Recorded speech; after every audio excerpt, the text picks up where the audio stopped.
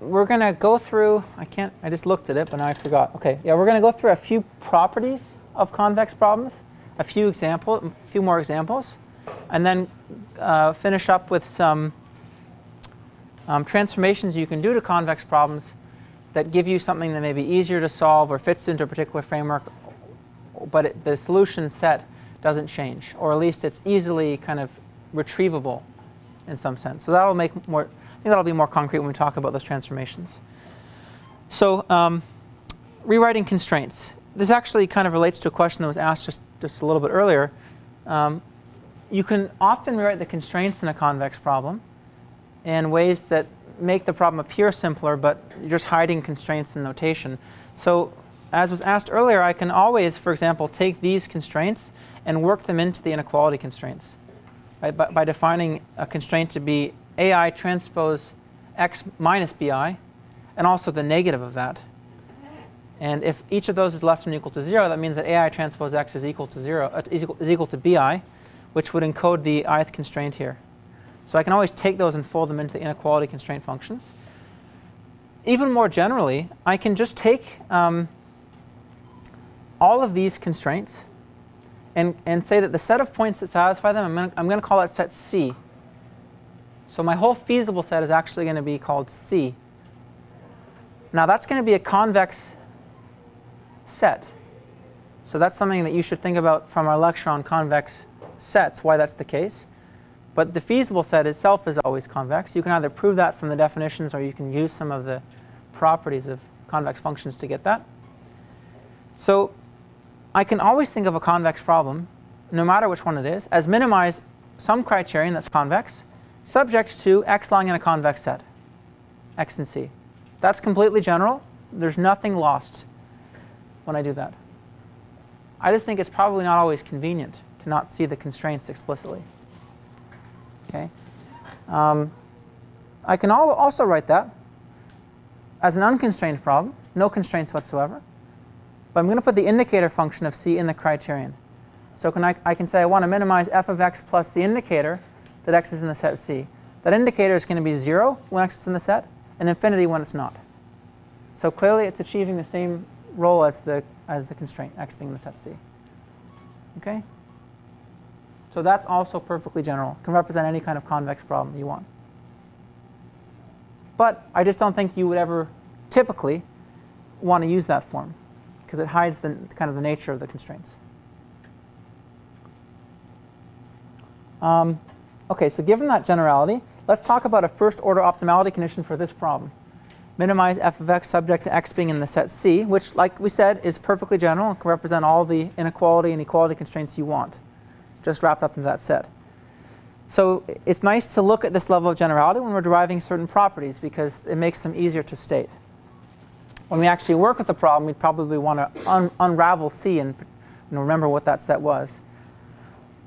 If f is differentiable, then here's a first order condition for optimality. It's actually a necessary and sufficient condition for a point to be a solution of a convex set, the solution of a convex problem. So to lie in the solution set. So it's our first kind of characterization of optimality. And it's exactly the following. A point x is optimal if it's feasible, has to satisfy the constraints obviously, and it has the following property. The gradient of f of the criterion function at x transpose y minus x is bigger than or equal to 0 for all of the feasible points y. The gradient transpose y minus x is bigger than or equal to 0 for all other points y that are feasible. Now from this we can actually rederive the property of optimality for unconstrained convex problems. So take C to be Rn. What do you get?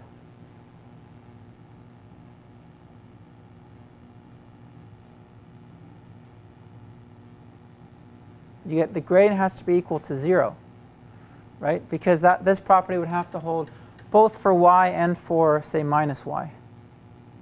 Which would tell you that the gradient has to be equal to 0. Okay? But we get more. We get a lot more, because we can actually characterize optimality for any convex problem, provided that the criterion function is differentiable. And we'll revisit this in many ways as we go forward, but I just wanted to point it out. The way I try to think of this, well, here's a picture actually that you can think about. Basically what we've drawn is the contours of the criterion function, and we've drawn the feasible set. And this is saying that now you know what the normal cone is, right? This is saying precisely, and we'll kind of regurgitate this when we talk about subgradients, that the negative gradient is in the normal cone to the constraint set at C. So if I draw the constraint set and I ask for the normal cone at a point, the negative gradient is going to be in the normal cone. It's going to be the normal to the constraint set at that point. So go back to the definition of the normal cone and just convince yourself that's true.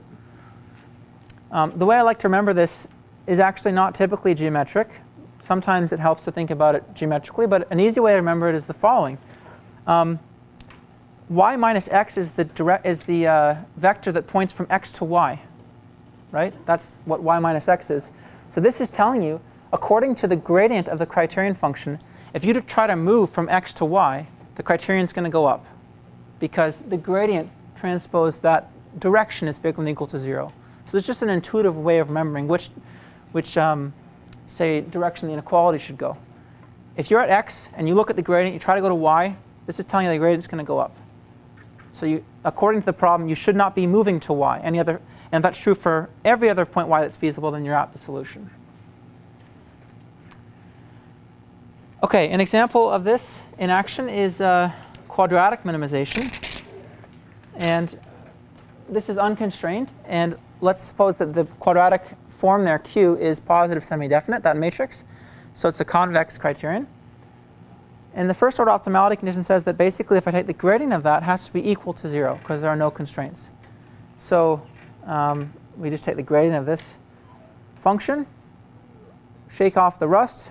You guys remember how to take the gradient of a quadratic.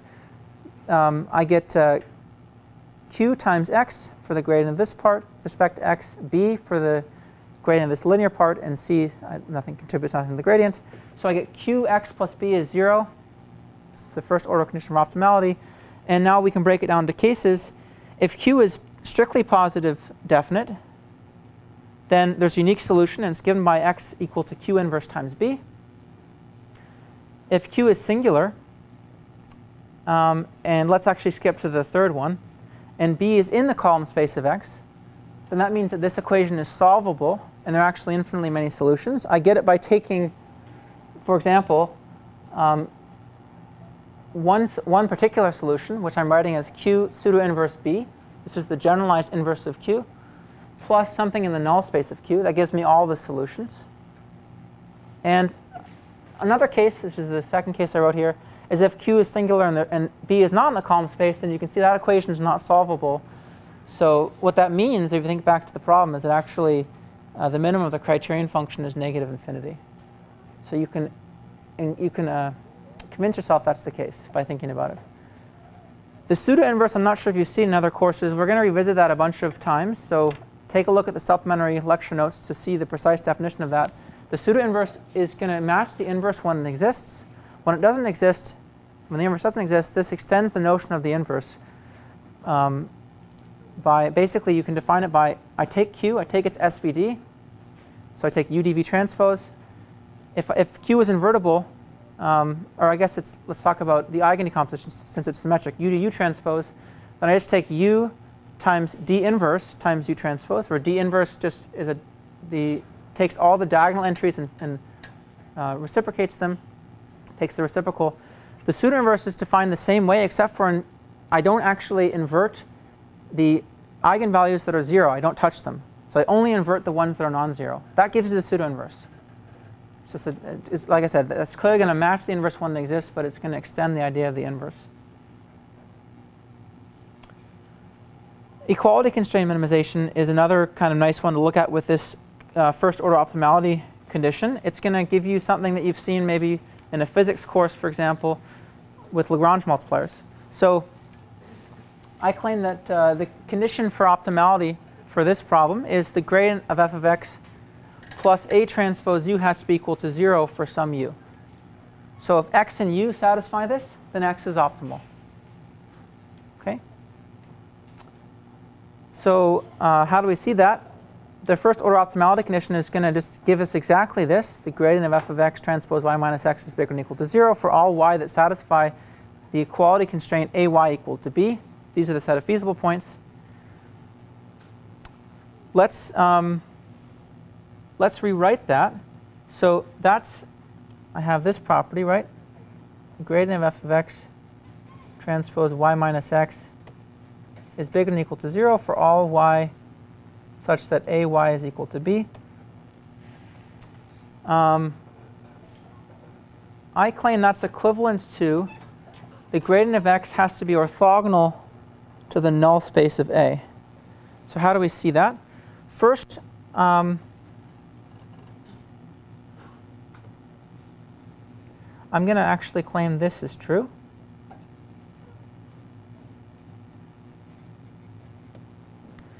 So if no,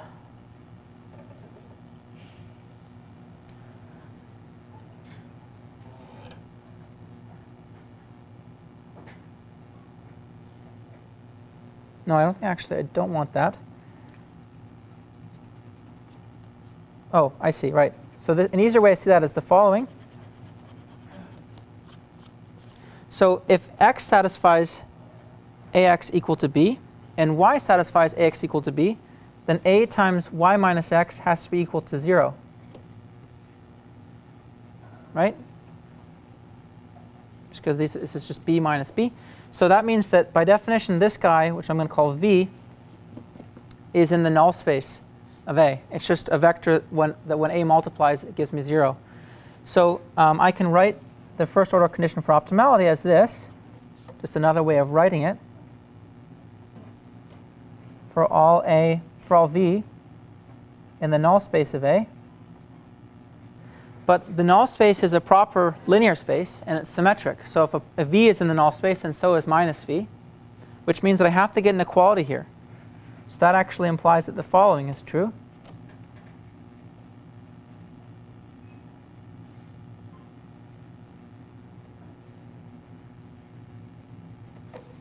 Right? And what I've said now is that f, the gradient of f, has to be orthogonal to the null space of A, because it has to have 0 inner product with every element of the null space of A. Since the orthogonal complement of the null space of A is the row space of A, these are again linear algebra facts that if you forget or didn't learn, then go check the supplementary notes. This is telling me that actually the gradient of f of x has to be in the row space of A, which means that I have to be able to write it as A transpose u for some u. Because these are what the row vectors that look like that are in the row space of A. And actually, I can always say it has to look like minus A transpose u. There's nothing there that loses generality, right? You can always absorb the sign into u, and that's just exactly what we got up here. That produces this condition. So that's the Lagrange multiplier optimality condition you would have seen before.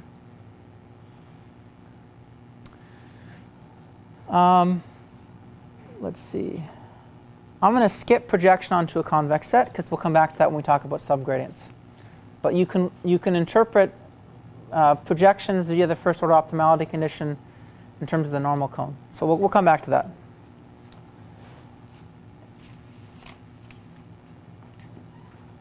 Okay, partial optimization.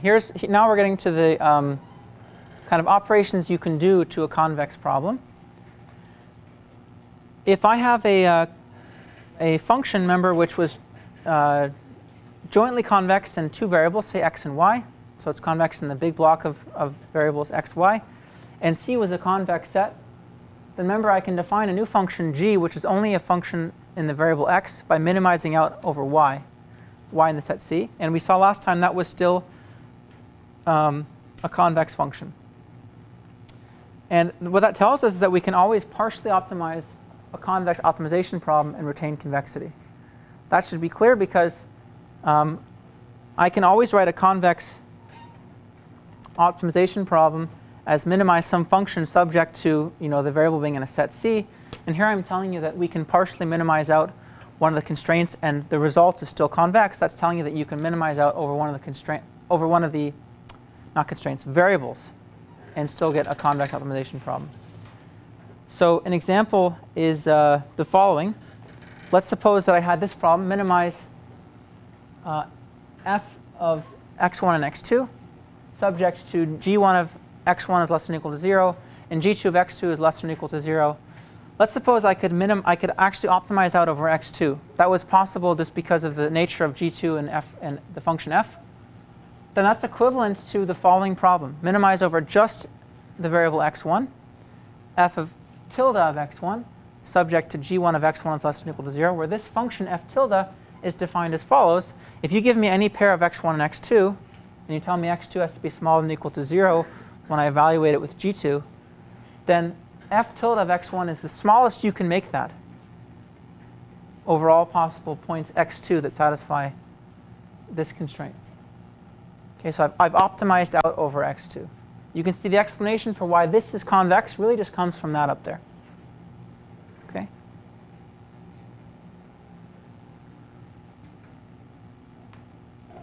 So an example of this is the Hinge form of SVMs. You often see SVMs rewritten in a way that that is maybe a little bit more succinct. In fact, I tend to remember them like this. It's like doing, I tend to think of it, it's like doing ridge regression, but with the least squares loss replaced by Hinge loss. It's exactly how I remember it. And the way that you get that is by minimizing out over the variables psi I. So we can rewrite this constraint as psi I has to be, so move psi I over here and move this stuff to the other side. Psi I has to be bigger than or equal to 1 minus yi times xi transpose beta plus beta naught. And we also have this positive constraint on psi I. So I can actually represent both of them by this single constraint on psi I. It has to be bigger than or equal to the maximum of 0 and the residual when you look at the hyperplane. And indeed, you can argue that you have to have equality at the solution. Because if there was an equality, and we're actually going to kind of come to this operation shortly, then what happens? Let's suppose I had a strict inequality here. Psi I was strictly larger than 0 and then this quantity here, which is the residual. What could you do? You can find a better solution just by, you move it basically down to the point where it hits this thing it needs to be bigger than or equal to. Don't touch any other variables. Just make that one psi I, move it to so that to the point at which it satisfies psi I equals the maximum of 0 in this 1 minus y times xi transpose beta plus beta naught. So it would still be feasible. You didn't ruin anything. But look, you've made the criterion strictly smaller because you have a psi I in the criterion, and you've made psi I strictly smaller. So that means that you can see, this demonstrates, I guess, 2 points. First point is that you can often argue that you actually need to get equalities at the inequality constraints. So what we've just said is that all of the inequality constraints must be active at the solution. If they're inactive or they're loose, we can always find a better solution manually, just by making them active. OK, so I've done that. And now I'm just going to replace psi I in the criterion by this quantity. Because I have a constraint that tells me that psi I has to equal that quantity, the maximum of 0 and 1 minus yi times xi transpose beta plus beta naught. That's all that I'm writing here. So I'm just using notation that if I ever write this, then this just means the positive part of x, which is the maximum between 0 and x. So if x is negative, call it 0. If x is positive, retain it. It's just called the positive part of x. It's just a more succinct way of writing the max of 0 on this thing. This is called the Hinge loss. So you just kind of transform that problem in a few ways. Like I said, I tend to remember SVMs like this. OK, a few things that are, I think, fairly obvious from first principles, but it doesn't hurt to say. Monotone increasing transformations of the criterion are always OK. So if you take the criterion function and you apply a monotone function to it, then it doesn't change the solution. That's what I mean by it's always OK.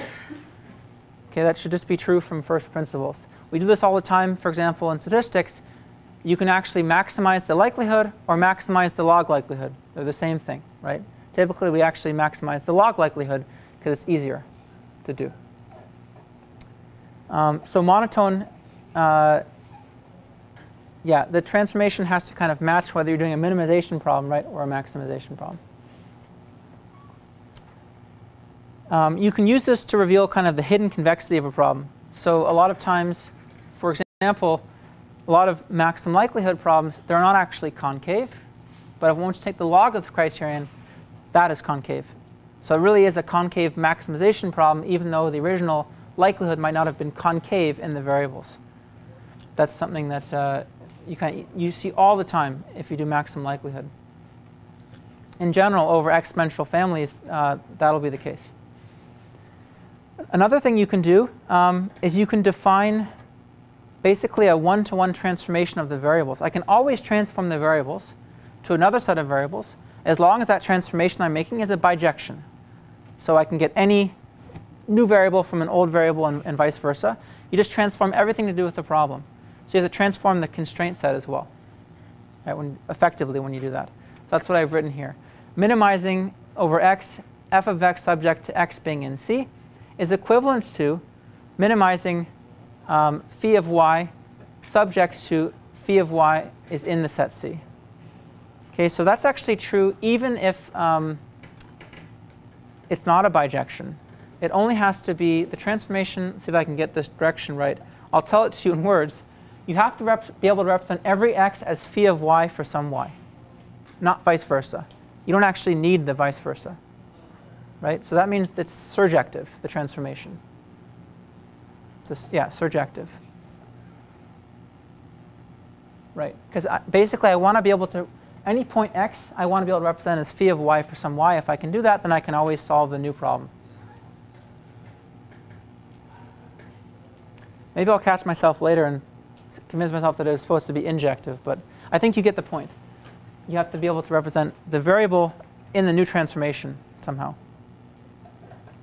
An example of this is geometric programming. Honestly, I never use geometric programming. I don't mean to dump on it. I just never really use it. I think it's a nice example, but for the sake of time, I think I'm just going to skip it. It's just an example of a problem where it's really not obviously convex at all, but it's equivalent to a convex problem. People use it. I just don't encounter it myself. I haven't really encountered people in statistics and machine learning who use this. But it's in the slides, and you know, if you're interested, you can go through it. So let's go through the last couple of transformations before we wrap up. So there's a few more transformations we can do. And those are to eliminate equality constraints and introduce slack variables. So those basically get rid of equality constraints or introduce equality constraints. Whatever, you can do both directions. One way to eliminate equality constraints is actually to use a special case of what I told you before, this transformation of variables. And now it'll be much more concrete what I said about needing to represent a variable with a new transformation. I think this is probably the case to remember when you're thinking about this kind of stuff. If I give you a problem that has an equality constraint, ax equal to b, then I can always, let's suppose this system is underdetermined. Otherwise, if there's only one point that satisfies the equality constraint, you have the solution, right? Because there's only one point in the feasible set at that point. So it's only really interesting if this system's underdetermined. So if there are multiple solutions to this. And I can always write solutions as x naught plus something in the null space of A. I can always write all solutions this way. And if I have a matrix, actually, let's suppose I have a matrix M that spans the null space of A, whose columns are a basis for the null space of A, then I can always write this point, any solution like this, for a particular matrix M. So its columns span the null space of A. So that means I can represent any solution of this problem as a particular point. And if you want to know a particular point, I can just give you one. It's A pseudo inverse B.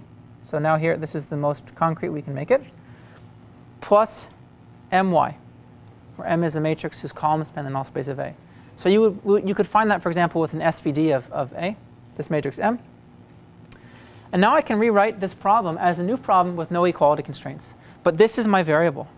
Everywhere I see x, I pass in this for x. And now it's a problem that involves y. Okay, so my optimization variable is y. But everywhere I see x, I have to substitute this in. This will automatically satisfy the equality constraint by construction, so we don't have to write it. And we just replace x everywhere else. So why might that not be a good idea for every equality constraint that you encounter? If you can always reduce them.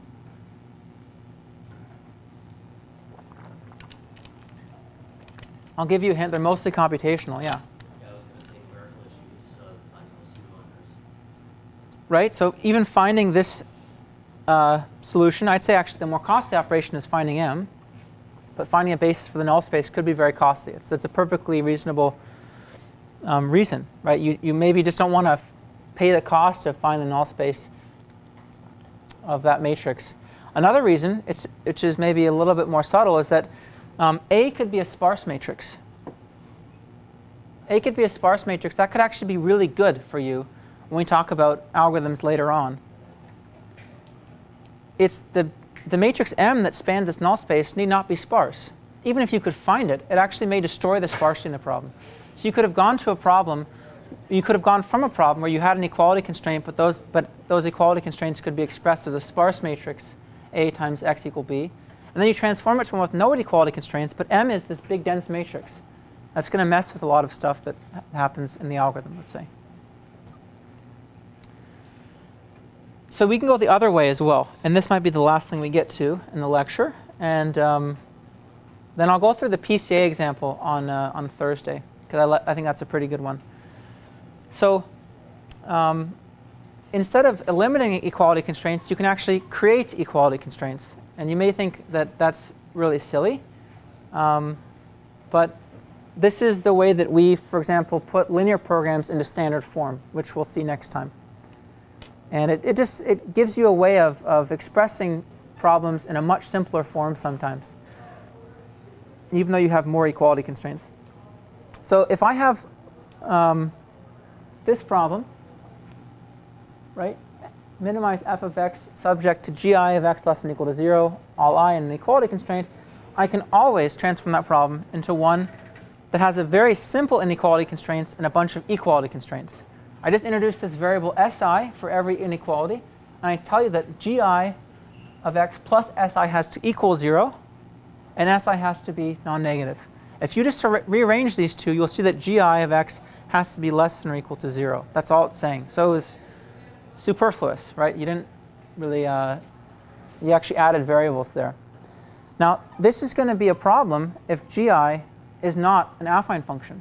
Because look, that's actually an equality constraint if it's a non-affine function, then this is not necessarily OK in a convex problem, right? You have to have affine inequalities, affine equalities, excuse me.